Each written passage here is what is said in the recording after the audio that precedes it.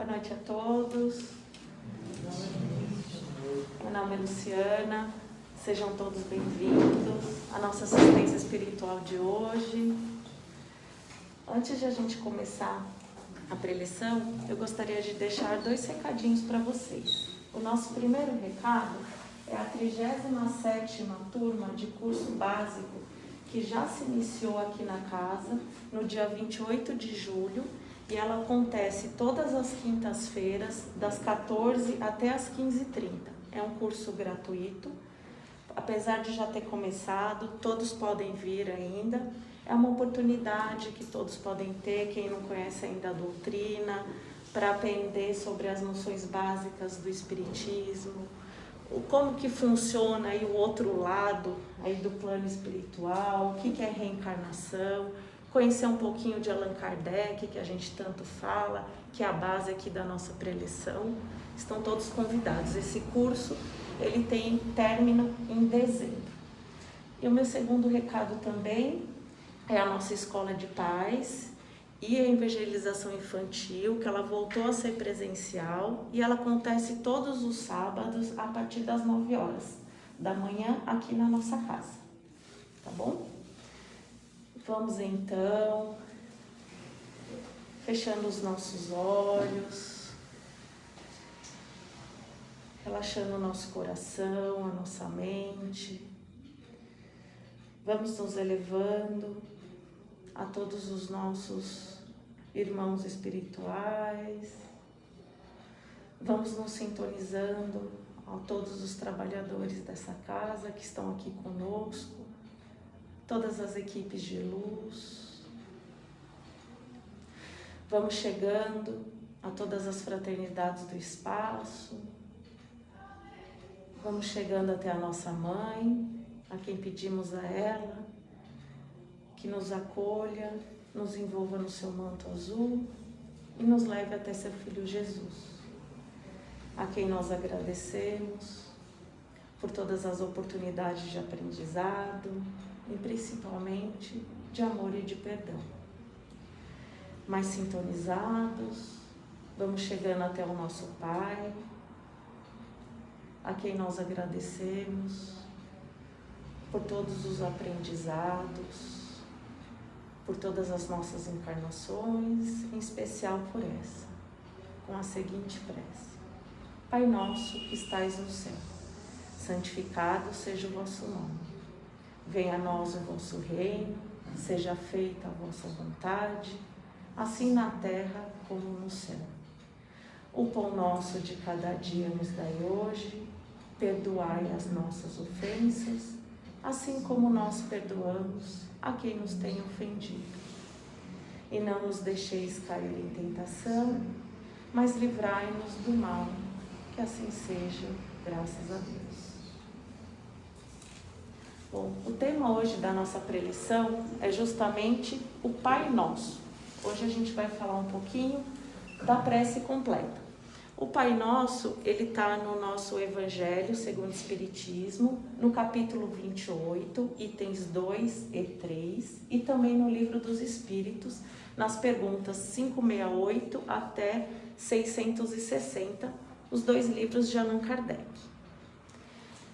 A prece, ele é um ato de adoração, é um ato de a gente se aproximar de Deus, a gente se comunicar com Ele. A prece, ela nos causa uma sensação de conforto, uma sensação de proteção, de escudo para todas as nossas dificuldades. A prece, como já dizia Jesus, ela foi, primeira vez que ela foi falada, foi quando Jesus estava lá no Sermão da Montanha, quando ele fez o fenômeno da multiplicação dos pães e ele apresentou a prece do Pai Nosso para todos os seus discípulos e todos que estavam por lá. A partir da prece, nós podemos orar, agradecer e pedir. Pai nosso que estais no céu, santificado seja o vosso nome. Quem é o Pai? Nosso que a gente se refere na prece. No livro 1 dos Espíritos, na pergunta primeira, a primeira pergunta é: quem é Deus? E a resposta é: Deus é a causa primária de todas as coisas. Então, sendo Deus a causa primária de todas as coisas, é para ela que a gente precisa direcionar a prece. Jesus sempre se referia ao Pai como sendo o Pai dele, Deus. E assim como é o Pai de Jesus, também é o nosso Pai. E assim que nós devemos direcionar a prece para Deus. Quando a gente fala Pai Nosso que estais no céu, o céu, obviamente, não é um lugar físico, né? A gente não fala que está em cima, que está embaixo, mas a gente se refere a todo o universo, é a todo lugar. Santificado seja o vosso nome. Por que a gente fala santificado? Santificar é quando a gente coloca Deus nos nossos corações e nas nossas mentes. É quando a gente pensa em Deus com carinho, com respeito. É quando a gente ora por Ele e a gente sabe que Ele está do nosso lado quando a gente precisa. Por isso que a gente fala: Pai nosso que estais no céu, santificado seja o vosso nome. Deus sabe o que é melhor para a gente. Por mais que muitas vezes nós ficamos diante de obstáculos, de dificuldades, por questões de saúde, por questões pessoais, por questões financeiras, mas a gente sempre tem que ter a certeza de que Deus sabe o que é melhor para a gente naquele momento, naquela oportunidade. Então a gente sempre precisa acreditar nele, porque Deus é bom, Ele é justo, Ele é misericordioso e Ele sabe muito bem o que é melhor para nós. Venha a nós ao vosso reino. Quando a gente fala venha a nós ao vosso reino, nós podemos entender que o vosso reino são todas as leis universais que Deus e Jesus colocaram e nos ensinaram. É a lei do amor, é a lei do progresso, a lei do trabalho, a lei da causa e do efeito, a lei do respeito, respeito ao próximo, a lei da caridade. Esse é o vosso reino, que se a gente, nós seres humanos, nós obedecermos, nós vamos estar em paz, nós vamos ter uma vida plena. É exatamente a forma como Deus e Jesus quer que a gente viva. Mas nós somos seres humanos, somos imperfeitos, cometemos erros todos os dias. Por quê? Porque estamos em fase de evolução, estamos em fase de aprendizado. Faz parte a gente errar. Pai nosso que estais no céu, santificado seja o vosso nome. Venha a nós o vosso reino e seja feita a vossa vontade. A partir do momento que a gente já compreendeu que Deus é nosso Pai, que Deus é bom, justo e misericordioso, então que seja feita a vontade dele, porque ele sabe o que é melhor para a gente. O pão nosso de cada dia nos dai hoje. O que a gente pode tirar de conclusão quando a gente pede o pão nosso de cada dia, dai-nos hoje? A gente se refere não só ao pão, visto de uma forma de alimento, de necessidade, de sobrevivência, mas também um alimento espiritual. Então, quando a gente pede o pão nosso de cada dia, dai-nos hoje, é também o alimento do corpo e da alma. E por que a gente fala dai-nos hoje? Por que a gente se refere ao plural? A gente fala o plural porque a gente não pode se esquecer que a gente também tem que pedir para as outras pessoas também. As pessoas que estão ao nosso redor. A gente não pode viver só pensando na gente de uma forma isolada. Tem pessoas ao nosso lado que também necessitam de ajuda, os nossos amigos, familiares, pessoas do nosso trabalho. Então a gente também pede para todo mundo: perdoai as nossas ofensas. Quando a gente fala de ofensas, eu não gosto de me referir a dívidas. Eu acho que são ofensas.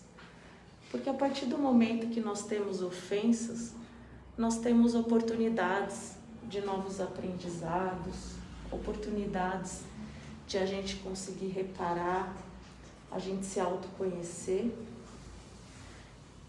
Perdoai as nossas ofensas.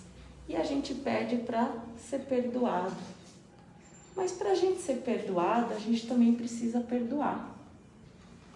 E não é fácil. E aí, como que a gente pode fazer? Enquanto que nós somos seres imperfeitos, enquanto que nós estamos aqui na Terra, nesse mundo de provas e expiações, que ainda a gente não consegue ter uma vida plena, enquanto que nós estamos aqui, é muito difícil a gente perdoar, mas a gente pode tentar, primeiro, reconhecendo que a gente também erra. Eu sei que é difícil, às vezes, a gente perdoar uma pessoa que nos fez um mal pra gente, pra nossa família, nos desejou, mas a gente tem que pensar que nós também erramos, também somos seres imperfeitos, que a gente também pode ofender, fazer alguma coisa de mal também para uma outra pessoa, e às vezes sem querer, às vezes de propósito. Então, a partir do momento que a gente pensa que a gente também erra, a gente também precisa de perdão, nós também precisamos perdoar. A partir do momento que a gente pede para Deus perdoar a gente, Ele também quer que a gente também perdoe os nossos devedores, assim como todo mundo tem os nossos devedores, não é mesmo? Perdoai as nossas ofensas, assim como nós perdoamos os nossos devedores.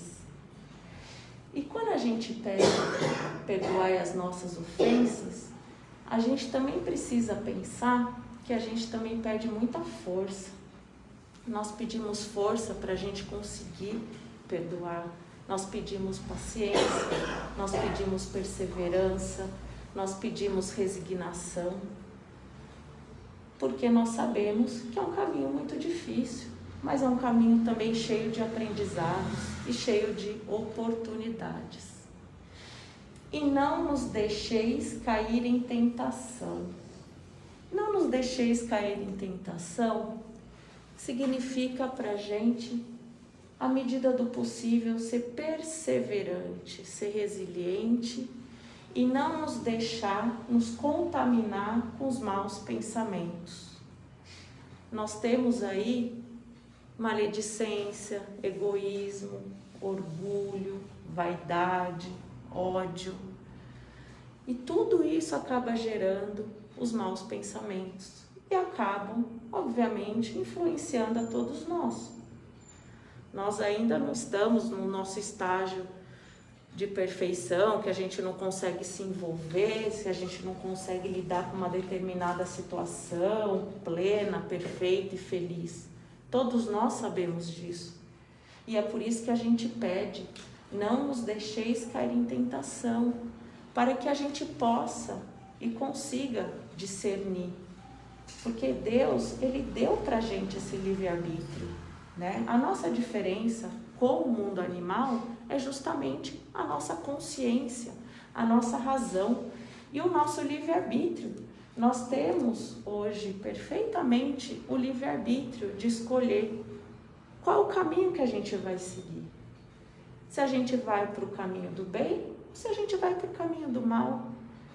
E obviamente nós temos que suportar todas as consequências e cientes das nossas responsabilidades pelos nossos atos.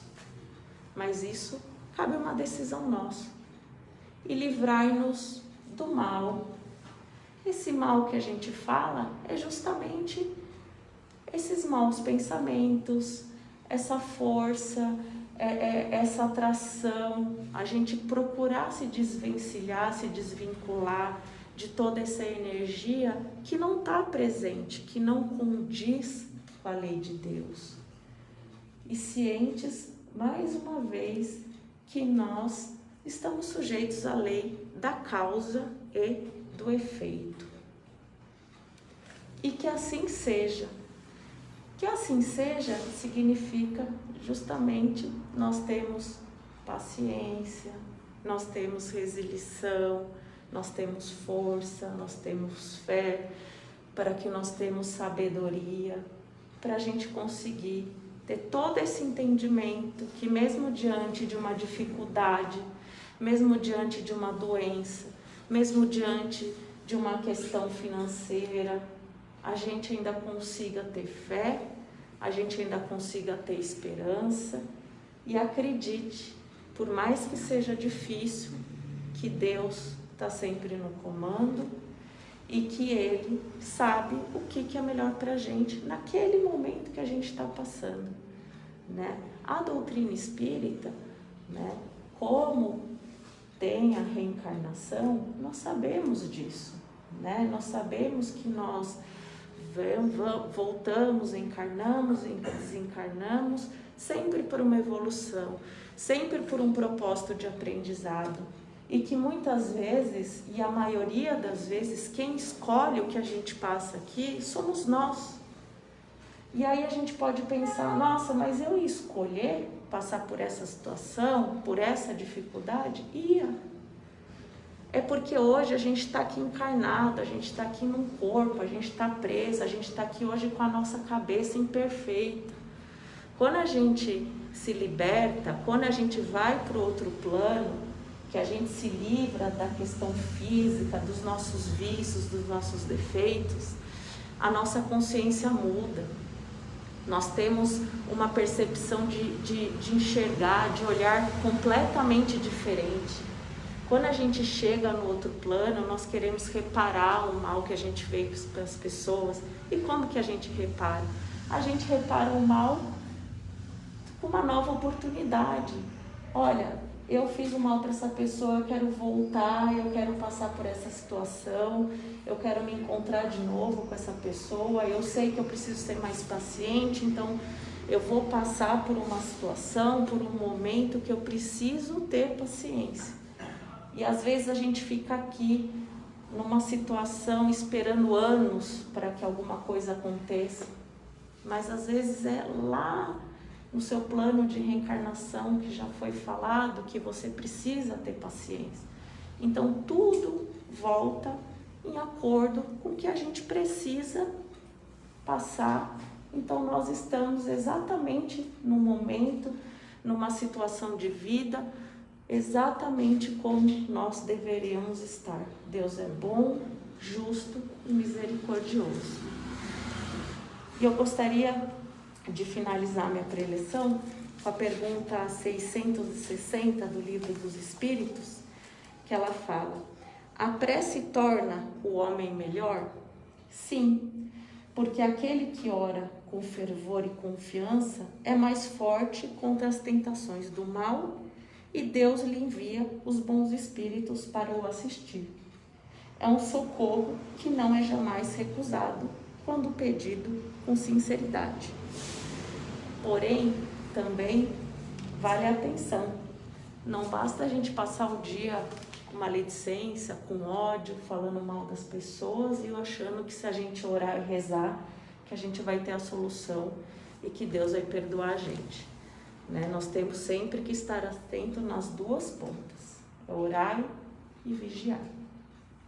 Obrigada a todos.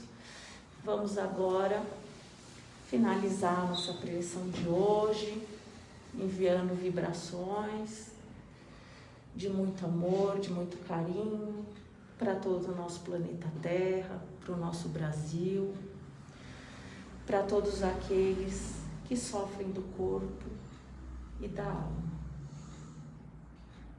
Que assim seja, graças a Deus.